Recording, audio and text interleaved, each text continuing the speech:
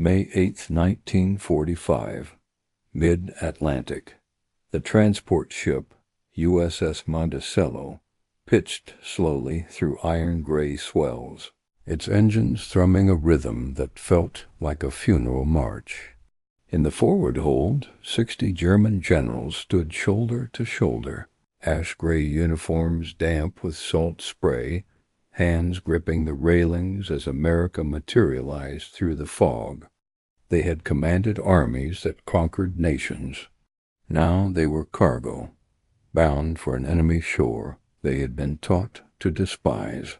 And in the next 72 hours, everything they believed about war, power, and civilization would shatter like glass against stone. Before we continue, if you're enjoying these untold stories from World War II, hit that like button and subscribe so you never miss an episode. Drop a comment below and let us know where you're watching from, whether you're in Berlin, Boston, or Brisbane. We'd love to hear from you. Your support keeps these stories alive. General Karl Heinrich Vogler pressed his palm against the cold steel bulkhead and closed his eyes. For 3 weeks, the prisoners had whispered rumors to fill the silence. America was burning from civil unrest. Their cities lay in ruins from sabotage. They needed German officers as trophies to parade before their desperate crowds. The Reich's propaganda had promised this for years. Democracy devours itself, weakness masquerading as freedom. But as the fog lifted and the skyline of New York Harbor emerged, Vogler felt something crack inside his chest. It wasn't hatred or fear. It was the terrible weight of recognition. He was staring at a world that had never needed to lie. The city rose before them like a vision from another century. Skyscrapers pierced the morning sky, glass and steel, untouched by bombs, their windows glinting like 1,000 watchful eyes. Cranes swung across the waterfront in perfect mechanical ballet, lifting cargo containers the size of rail cars. Ferries crisscrossed the harbor, trailing white wakes, their horns echoing off the stone piers. Beyond them, the Statue of Liberty stood with her torch raised, weathered green copper, catching the first light. She looked older than the war. She looked permanent. Vogler had last seen Berlin 3 months earlier. The city had been a cemetery of shattered stone, smoke rising from subway tunnels, children digging through rubble for scraps of bread. The smell of ash and rot had clung to everything. Here the wind carried something else, the metallic sweetness of diesel fuel, the yeasty warmth of baking bread from shoreside warehouses, the faint brine of clean ocean water. Civilization had a scent, and it was nothing like despair. The prisoners lined the deck in silence, their expressions frozen somewhere between disbelief and shame. General Herman Dent, once a decorated strategist who had planned operations across 3 fronts, spoke without irony. "They told us democracy was decadent," he said quietly. "Perhaps it simply went unfed by lies." No one answered. The city's presence was answer enough.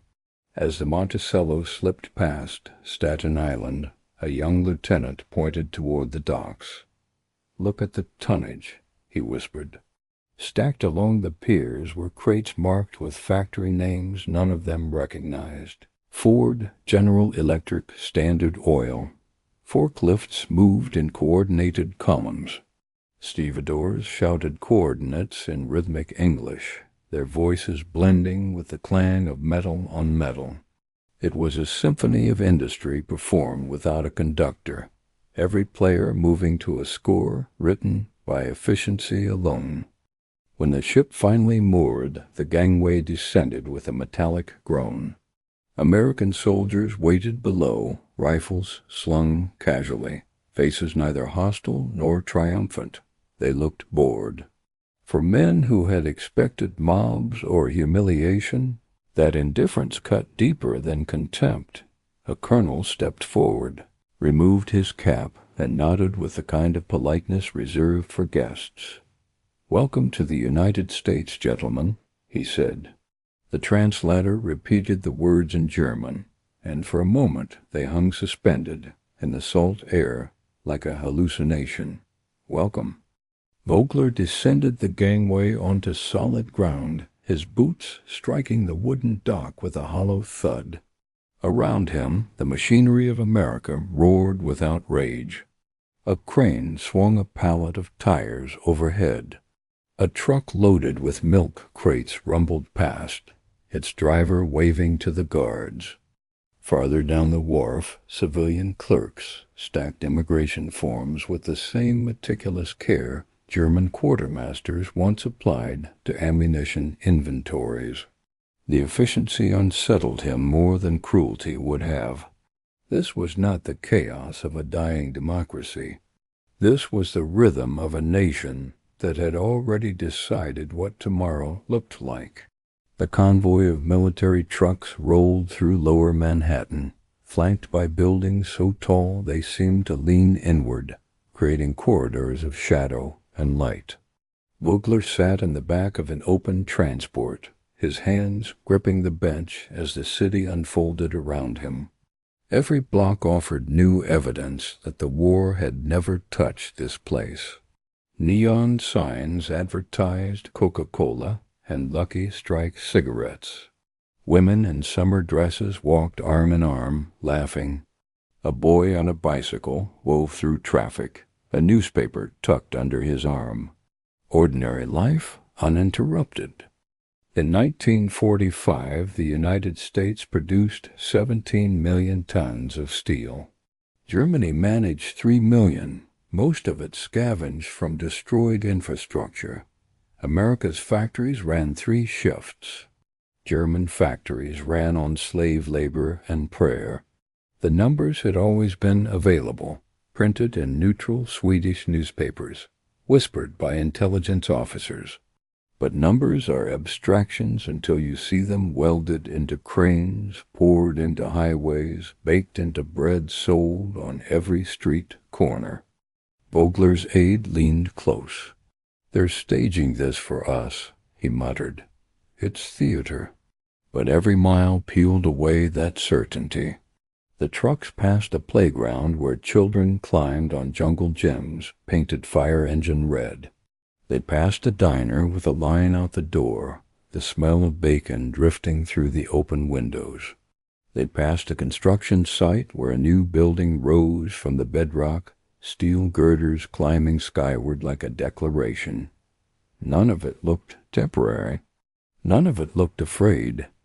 At the rail yards, the prisoners were loaded onto Pullman cars, upholstered seats with windows that opened, luggage racks overhead. 2 guards stationed in the aisle offered them coffee and paper cups. The absurdity of it captured enemy commanders being served refreshments was almost too much to process. Vogler accepted the cup and felt its warmth seep into his palms. It was real coffee, not the roasted barley substitute Berlin had called coffee for 3 years. The taste was so rich it felt like an insult. The train headed south through New Jersey and into Pennsylvania, the landscape transforming from industrial sprawl to rolling farmland. Barns dotted the hillsides, painted white or red, their roofs gleaming in the afternoon sun. Cornfields stretched toward the horizon in perfect rows, each stalk aligned like soldiers on parade. Vogler realized the fields themselves were a form of warfare, systematic, relentless, engineered for abundance. Germany had mobilized every resource for destruction. America had mobilized for creation. By evening, the train slowed through a small town where children waved from a wooden platform. Some of the guards waved back. None of the prisoners moved. The gesture, the casual friendliness of it, felt like a language they had forgotten how to speak. One officer muttered, They don't even know who we are." Another replied, "Or they don't care." The distinction mattered. Hatred required effort. Indifference was the privilege of the secure. Fort Hunt, Virginia, appeared through the trees like a college campus. Low barracks shaded by oak trees, gravel paths bordered by whitewashed stones, a flagpole where the stars and stripes moved slowly in the breeze. The prisoners were led to officer quarters, clean beds, writing desks, windows without bars. Each man received 3 uniforms, U.S. Army khaki, stenciled with a large white P on the back. They were issued toiletries, writing paper, and a Geneva Convention handbook printed in German. At dinner that first night, they were served roast chicken, mashed potatoes, green beans, and apple pie. The portions were generous. The guards ate the same meal at a separate table, laughing over some private joke. Vogler chewed slowly, the food sitting heavy in his stomach.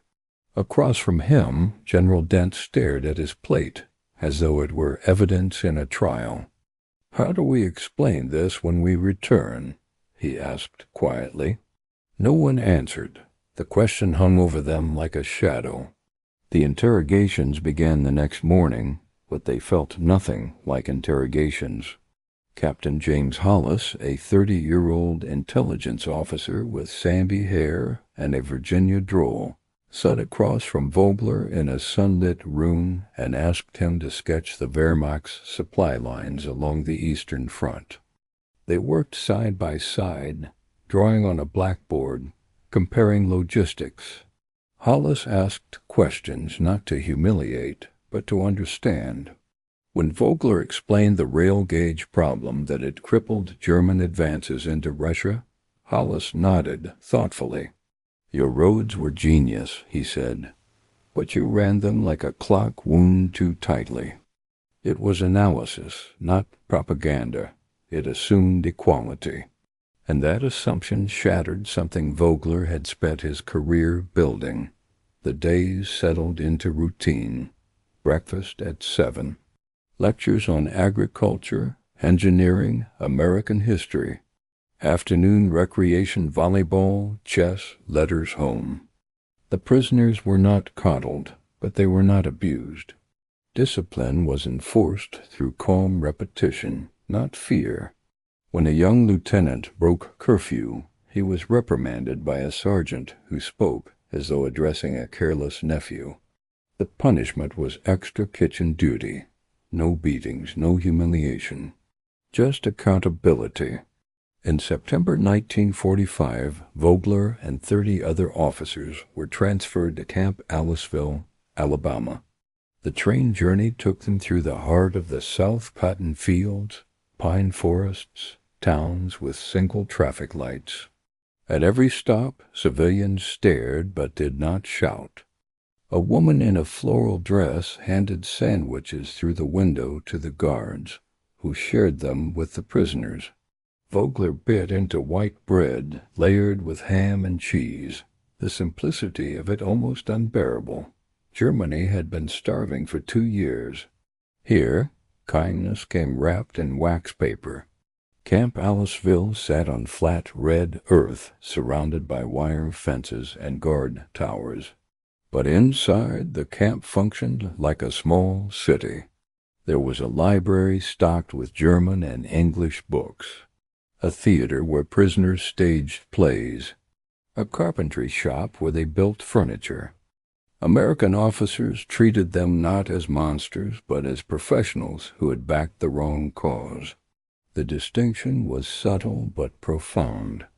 It allowed for dignity.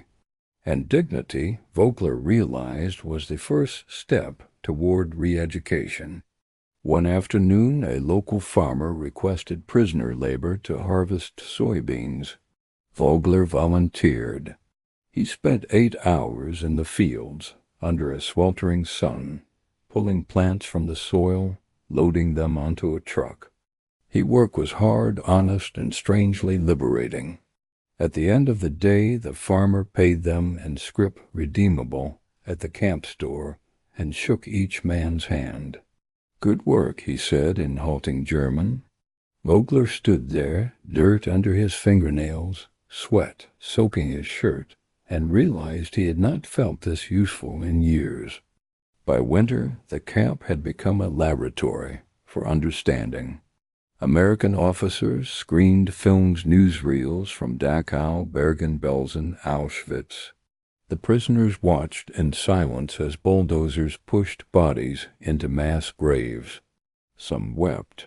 Others sat stone-faced, their expressions unreadable. Afterward, Captain Hollis asked Vogler what he thought. "I did not know," Vogler said quietly. Hollis met his eyes. "That's not enough," he replied, "but it's a start." The confrontation with guilt was not theatrical. It was incremental, built from 1,000 small admissions. Yes, they had followed orders. Yes, they had known about reprisals. Yes, they had chosen not to ask questions. The American method was not to condemn, but to clarify. Every conversation peeled back another layer of justification until only the truth remained. They had served a system that devoured humanity for the sake of ideology, and in serving it, they had become complicit. In April 1946, Vogler received a letter from his wife. She wrote from a displaced persons camp outside Hamburg. Food was scarce, medicine scarcer. Their son had tuberculosis. She asked if Vogler could send anything: money, goods, hope. He sat at his desk and stared at the letter until the words blurred.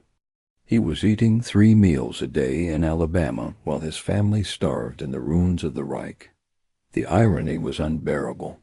The enemy who owed him nothing was feeding him better than his own country ever had.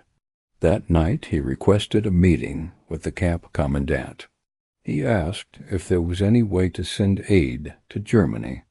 The commandant listened, nodded, and explained the Red Cross protocols. Then he did something unexpected. He reached into his desk, pulled out a carton of cigarettes, and handed it to Vogler. "Currency," he said simply. "Trade it for what you need." The gesture was small, practical, and devastating. It was kindness without fanfare. It was proof that decency did not require ideology. The weeks blurred into months. The prisoners began to organize classes in English, discussions on political philosophy, debates about Germany's future. Vogler found himself arguing for democracy, a word he had once equated with weakness. But he had seen democracy's machinery up close. He had lived inside its logic, and he understood now that freedom was not the absence of order, it was order by consent. The difference was everything. In June, the camp hosted a baseball game between guards and prisoners. Vogler stood at first base, glove on his hand, sun on his face, and laughed when he missed an easy catch. The sound of his own laughter startled him. It had been years since joy felt possible. Around him, men who had commanded divisions now cheered for a game they barely understood. The absurdity of it, the healing simplicity, was what America had been trying to teach them all along. Power without cruelty, strength without spectacle, victory without vengeance. By autumn 1946, the repatriation lists were finalized. Vogler's name appeared in the second wave. He would leave in November, sailing back to a country he no longer recognized. Part of him dreaded it. Germany was a graveyard of memory, and he would return not as a hero, but as a man who had learned too late what honor actually meant. But another part of him felt something close to hope. If he had changed, perhaps a nation could, too.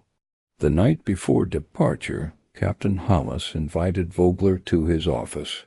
They sat across from each other, two soldiers who had never met on a battlefield, but had spent a year dismantling the walls between them. Hollis poured 2 glasses of bourbon and raised his. "To rebuilding," he said. Vogler clinked his glass and drank. The whiskey burned, but the warmth spread through him like absolution. "What will you tell them," Hollis asked, "when you get back? What will you say about America?" Vogler considered the question. He thought of the skyline rising through fog, the farmer shaking his hand, the children waving from the platform, the coffee cup warm in his palms. "I will tell them," he said slowly, "that we lost because we worshipped power, and they won because they worshipped possibility." Hollis nodded. "Close enough." The ship that carried them home was smaller than the one that had brought them. The prisoners stood at the rail as the American coast receded, the Statue of Liberty growing smaller until she was just a silhouette against the sky. Vogler did not look away until she vanished completely. He wanted to remember her exactly as she was weathered, patient, facing east as though still waiting for the world to learn. The voyage took 12 days. The men spoke little. What was there to say? They had entered America as conquerors, without a country. They were leaving as students of a lesson they had resisted with everything they had. Some would spend the rest of their lives trying to rebuild Germany along democratic lines. Others would retreat into silence, unable to reconcile what they had seen with what they had done. But none of them would forget. When the ship docked in Bremerhaven, the ruins greeted them like an accusation. Hamburg was ash, Berlin was rubble. The Germany they had fought for no longer existed. But Vogler stepped onto the pier with something he had not carried in years: clarity. He had seen the machinery of democracy. He had tasted its abundance. He had felt its discipline, not the discipline of fear, but the discipline of trust. And he understood now that the loudest strength need not shout. Years later, when journalists asked him about his time in America, Vogler spoke carefully, as though the words themselves were fragile. "They lived abundance without arrogance," he said. "It was the first time I saw authority restrained by choice." He never wrote a memoir. He never sought attention. But in quiet conversations over schnapps in smoky Bavarian beer halls, he would tell younger officers about a country that had defeated Germany not with cruelty, but with competence. A country that fed its enemies and taught them the one lesson propaganda could never contain. That power, when wielded without vengeance, is the rarest and most devastating form of victory. And on clear nights when the wind came from the west, Vogler would stand at his window and imagine the sound of a distant factory whistle, the kind that rises at dawn, not as a warning, but as a promise. The sound of creation, the sound of a world that had already decided what tomorrow would be. In seeing America, the conquerors finally understood.